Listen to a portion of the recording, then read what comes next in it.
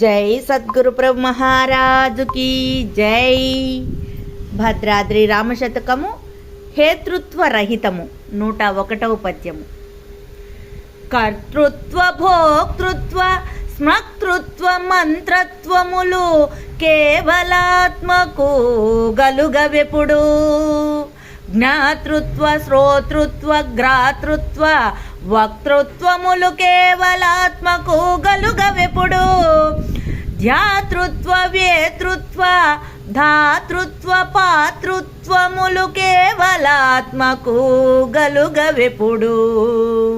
శత్రుత్వ మిత్రుత్వ జైత్రత్వ భేతృత్వములు కేవలాత్మకు గలుగవెప్పుడు.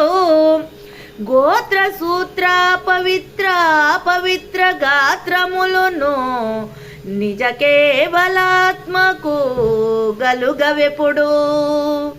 రమ్య గుణధామ భద్రాద్రి రామ పరశురామ నరసింహదాస సంరక్షితా. జై నిజ గురుభ్యో నమః.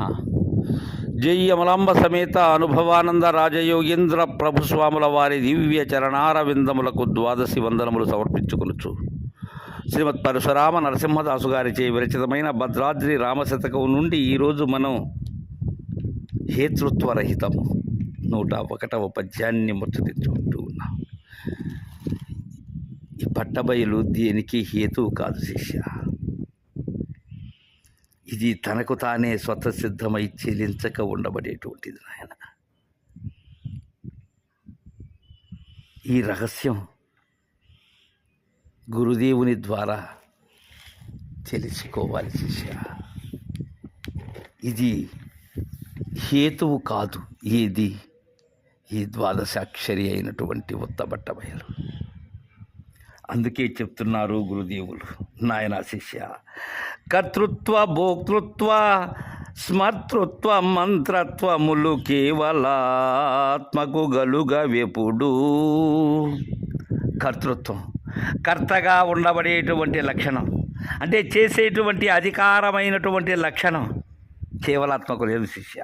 అలానే భోక్తృత్వం అనుభవించే లక్షణం, అనుభవించేదానికి ఎలా సాధ్యమవుతుంది? అది ఏమీ లేనిది ఏమీ అనుభవించగలదు, కావున దానికి భోక్తృత్వము లేదు, అనుభవించే లక్షణము లేదు. అలానే స్మర్తృత్వం, స్మరించే లక్షణం లేదు. తన్మాత్రలే లేనప్పుడు స్మరించేది ఎలా? ఆలోచనే లేనప్పుడు అవలోకించడం ఎలా? కావున అది లేదు శిష్య. ఇక మంత్రత్వములు, మంత్రత్వం రహస్యం అనేటువంటిదే లేదు. ఎందుకని? అది అతి రహస్యము పట్టబయలు. దానికి రహస్యం ఎక్కడున్నది?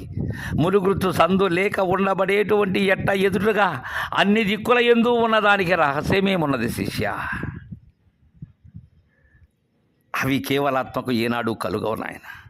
ఇంకా జ్ఞాతృత్వ సోతృత్వ గ్రాతృత్వ వక్తృత్వములు కేవలాత్మకు గలుగవెప్పుడు. జ్ఞాతృత్వం తెలిసి కొనేటువంటి లక్షణం దానికి లేదు. మూలము లేని గుర్తెరిగే శరీరం ఏదైతే ఉన్నదో దీనికి ఉన్నది ఎరిగే లక్షణం. అలానే మరిగే లక్షణము ఉన్నది, కరిగే లక్షణము ఉన్నది, అరిగే లక్షణం, తరిగే లక్షణం, మోరిగే లక్షణం, అన్ని లక్షణాలు దీనికి ఉన్నాయి. ఏమీ లేని దానికి ఎక్కడ ఉన్నాయి? ఇక శ్రోతృత్వ వినే లక్షణము లేదు. ఎందుకని? జ్ఞానేంద్రియ పంచకము లేనటువంటిది అది. గ్రాతృత్వ మాటు వేసే లక్షణం, ఉన్నట్లుగా ఉండి మరలా లేకుండా పోయేటువంటి మోసం చేసే లక్షణము లేదు నాయన. అది ఘాతకం చేసేటువంటి లక్షణం లేదు దానికి. ఇక వక్తృత్వ మాట్లాడే లక్షణం ఎక్కడున్నది? వాక్కర్య కర్మేంద్రియం ఉన్నప్పుడు, అది శ్రోత్రేంద్రియమైనటువంటిది. వినే విధానం ఉన్నప్పుడు, శబ్దం అనేది ఉన్నప్పుడు, ఇన్నిటి యొక్క కలయికతో, ఈ త్రిపుటలతో ఈ మాట అనేది ఉన్నది. దానికి వక్తృత్వమే లేదు పరిపూర్ణమునకు. ఇక ఈ కేవలాత్మకు అవేవి కలగటం లేదు శిష్య. ఇంకా ధాతృత్వ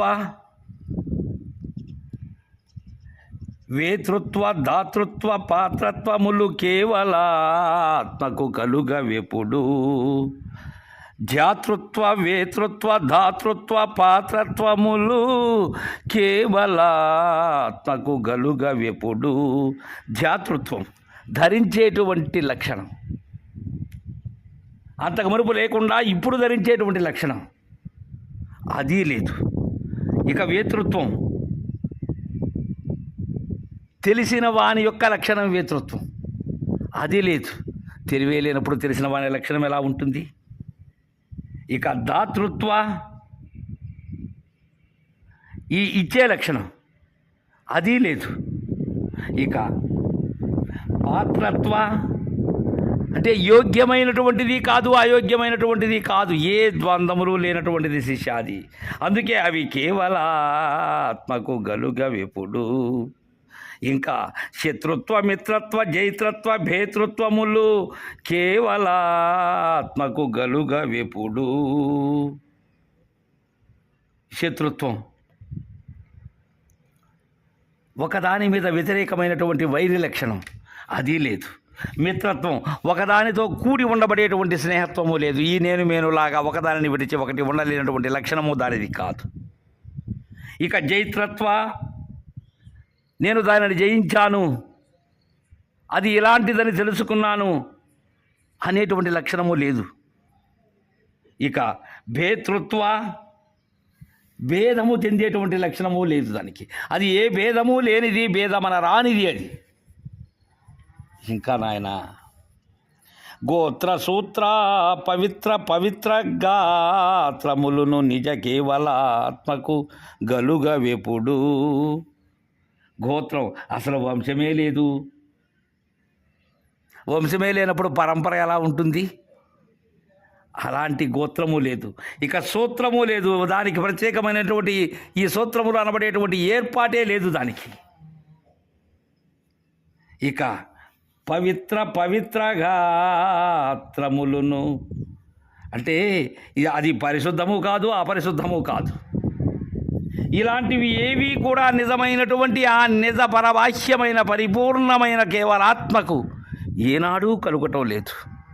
రమ్య గుణరామ భద్రాద్రిరామ పరశురామ నరసింహదాస సంరక్షితాహ్వా.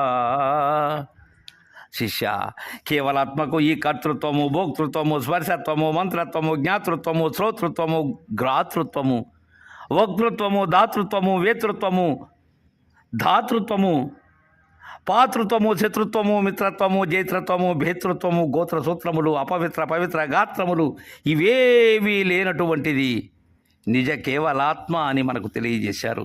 తరువాయి పద్యాన్ని రేపు ముచ్చరించుకుందాం. జై గురుదేవా.